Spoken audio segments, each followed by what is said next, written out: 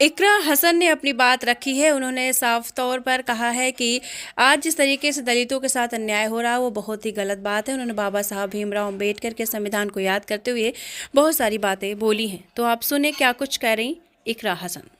मैं सबसे पहले संविधान बनाने वालों की दूरदृष्टि को सलाम करती हूँ। एक युवा सांसद के तौर पर मैं अपनी उम्मीदों को संविधान के साथ जोड़कर खास तौर पर ये बताना चाहती हूँ कि आज हमारे देश में पिछड़े, दलित, अल्पसंख्यक समुदाय को किस तरह अपने संवैधानिक अधिकारों और आज़ादियों की हिफाजत के लिए हर रोज़ मुश्किलों का सामना करना पड़ रहा है।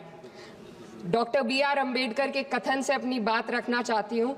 उन्होंने कहा था, मुझे अपने भारतवर्ष पर फक्र है कि जिसके पास ऐसा संविधान है जो लोकतंत्र, समाजवाद और सेक्युलरिज्म को संजोता है। लेकिन आज ऐसा लगता है जैसे संविधान की किताब तो है पर इसे चलाने वालों का ईमान गुम हो गया है।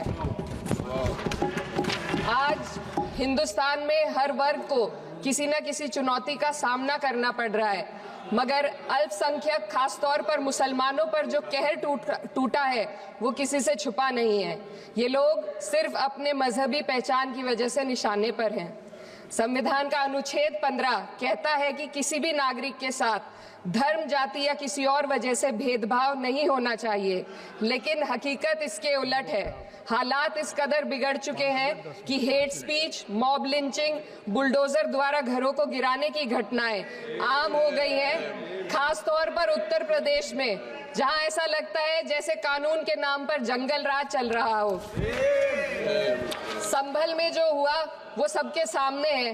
पुलिस के संरक्षण में निर्दोष लोगों की हत्या की गई और सरकार ने चुप्पी साध ली। अल्पसंख्यकों पर हिंसा बढ़ती जा रही है, मगर सत्ता में बैठे लोग या तो आंखें मूंदे हुए हैं या फिर इन घटनाओं को बढ़ावा दे रहे हैं। हद तो तब हो जाती है जब न्यायपालिका की बात भी अनसुनी कर दी जाती है। सुप्रीम कोर्ट ने मॉब लिंचिंग पर 11 सूत्रीय निर्देश जारी किए थे।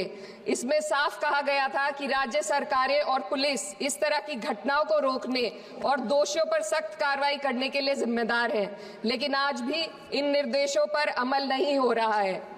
हाल ये है कि मॉब लिंचिंग को रोकने की बजाय सत्ता में बैठे लोग आग में घी डालने का काम कर रहे हैं। उनकी जुबान से ऐसी बातें निकलती हैं जो नफरत को और बढ़ावा देती है।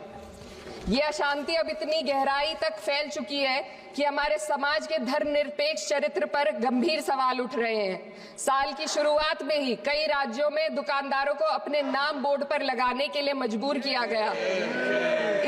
इसे सेहत और सुरक्षा के कानूनों का हिस्सा बताया गया, मगर असल मंशा कुछ और थी।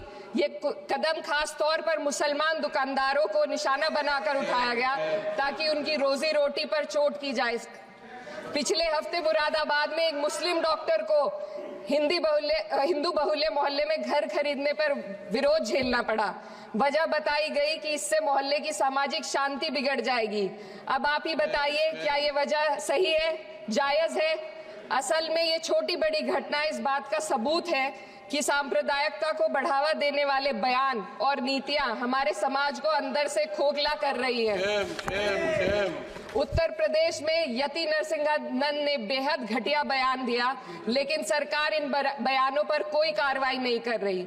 हेट स्पीच न केवल जनमानस के विचारों को प्रदूषित करती है, बल्कि इससे अब संवैधानिक पदों पर बैठे लोगों को भी प्रभावित कर दिया है।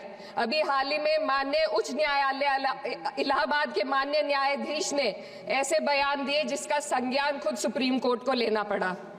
संविधान के अनुच्छेद 29 और 30 ने अल्पसंख्यकों को उनके मजहबी और सांस्कृतिक हक दिए हैं ताकि वो अपनी पहचान को बचा सके और अपने संस्थान चला सके, लेकिन आज उन्हीं हकों पर हर तरफ से चोट की जा रही है।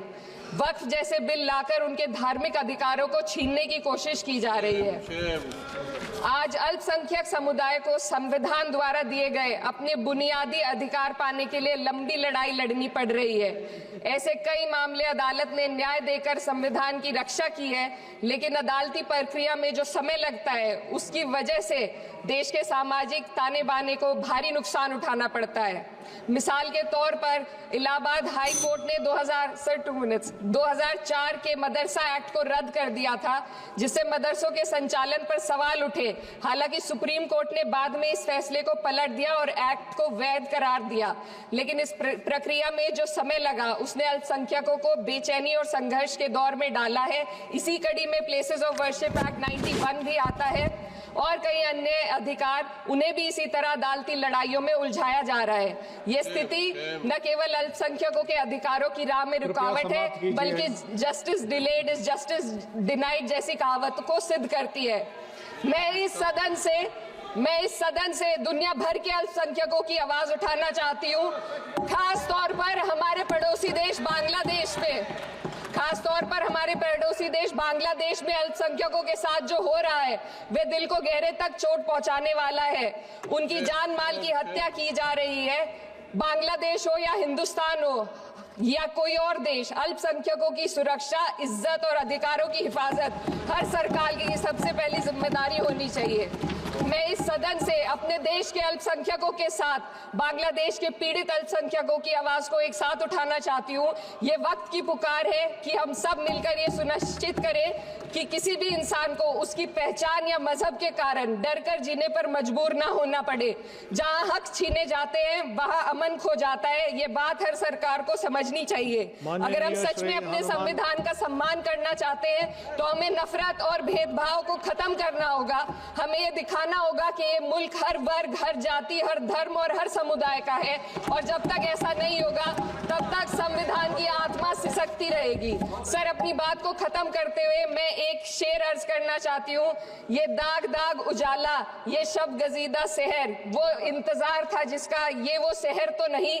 लेकिन अगर इस सदन में बैठे हम सभी सदस्य ये ठान ले कि हमें संविधान के मूल्यों को लागू करना है और उसे लागू करने का प्रयास करें, तो वे सुबह जरूर आएगी जिसके लिए लाखों भारतवासियों ने अपने जानों की कुर्बानी दी थी।